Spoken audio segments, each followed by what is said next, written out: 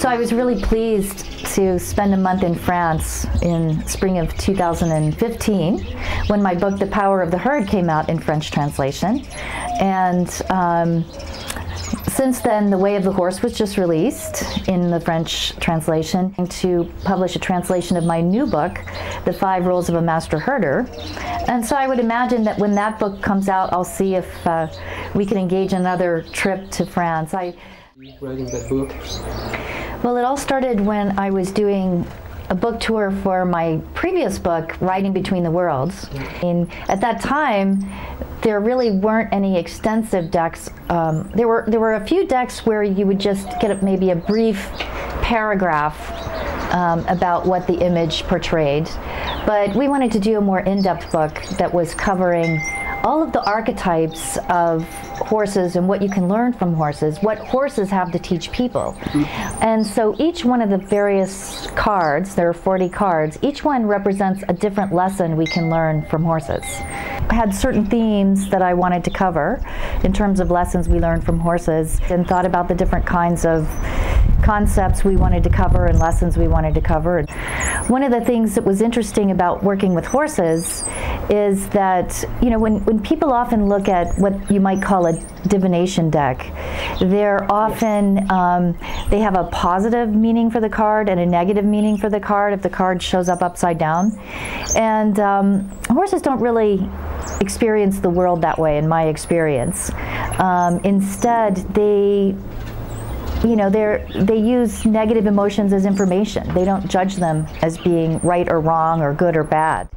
And so I thought, how can I translate this idea of horse wisdom? And so I thought each card or each lesson has a gift and also a challenge associated with it.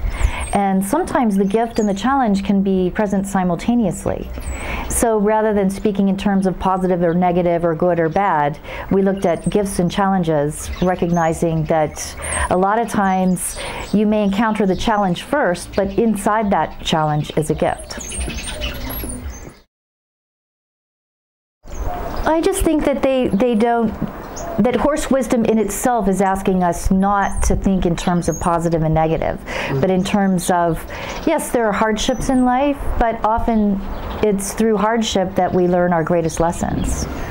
And so I wanted people to be able to, as a part of learning horse wisdom, to be able to think more like horses. And not see the world in terms of human judgments. But they're very good at being present with what's happening in life and not judging it and not avoiding things, but being present with what's happening. And they ask us to do the same thing. They're great teachers of mindfulness, really. And that is one of the cards in the deck, is it talks about mindfulness, and even that the Buddha himself was a great horseman. And I believe that from working with horses, he learned a lot of the techniques that he later translated into meditation and mindfulness techniques. There's even certain stories about the Buddha that show that he was working with horses and even watching horses during his early years before he became enlightened, and that was a big part of his journey.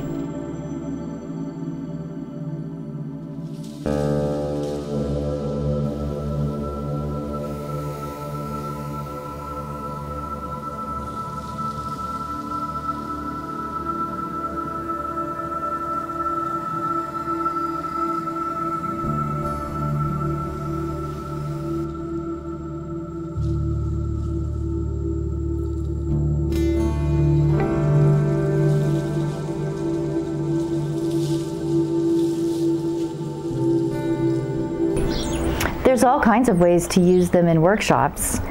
Sometimes we start off a workshop and people pick a card and we go around the room and share the cards that way. Sometimes what's fun to do with a smaller group is to do a group card reading where people will have a question or a group intention and actually lay out the cards in a specific pattern that I recommend in the book and gain some insight into how the group's intention can be fulfilled in the workshop.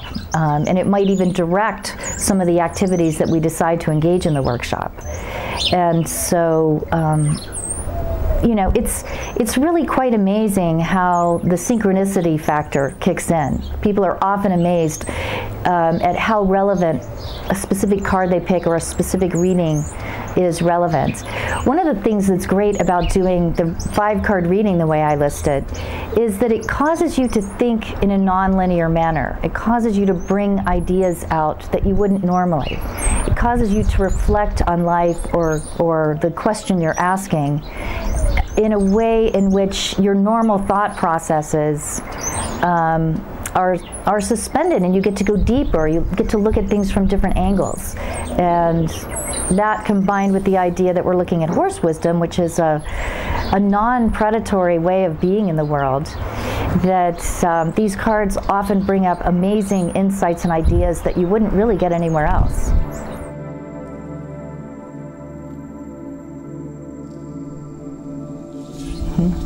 Well, you can also use the book as a textbook.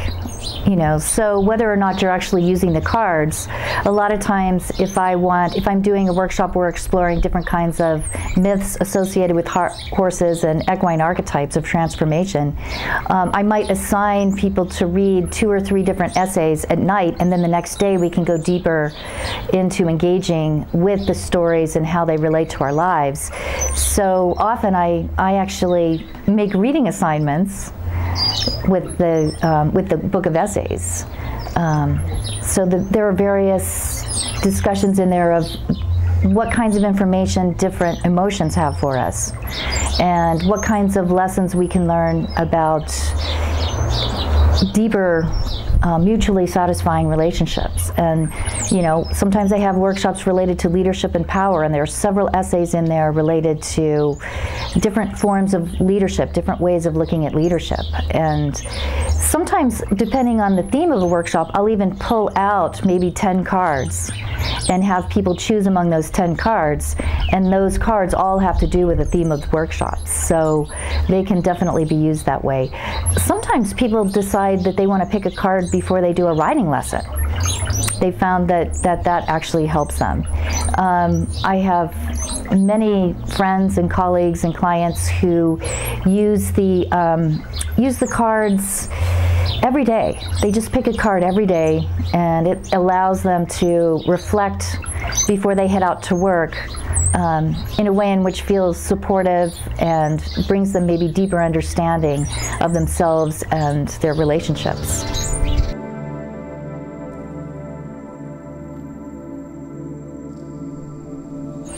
Wow, I can't really answer that question. I think they're all helpful.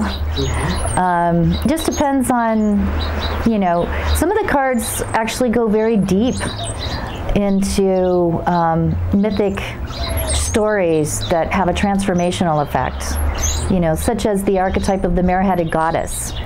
And she represents initiation, and she also represents how to transform trauma. And the story of that myth is ancient. It comes from the ancient Greeks, but it is filled with wisdom that's useful for us today. The myth of Pegasus has to do with a higher source of wisdom and the archetype that connects us with the gods, but Pegasus was also the mascot of the Muses, and so Pegasus is often associated with expanding creativity. The archetype of Chiron, the centaur, Chiron was a wounded healer, and so his story really is about turning a wound or a tragedy into a learning experience and a source of greater power. So those are really powerful. I also have a card associated with my twin horses. One of my horses had twins, and I was amazed to find that the archetype of the twins is one that is present in myths cross-culturally. A lot of myths associated with two male twins especially are also associated with horses, and so I go into what does that mean for us? What do the twins as a myth and as an archetype teach us about the twin forms of consciousness? A part of us being present in this world, and a part of us is otherworldly and creative. And so the twin archetype helps us to balance logic with creativity and imagination, and our earthly existence with the part of us that is more soulful and can, you know, move beyond this world and connect with other higher sources of wisdom. So those are some of the archetypes that people find most intriguing. In general, it's such a pleasure to go there and meet so many exciting colleagues that I have now in Europe, as well as the clients, and the horse community there is amazing. And I've just found people so open and intelligent and engaged during my travels there, and it's been a real pleasure to get to know the European community and the French community.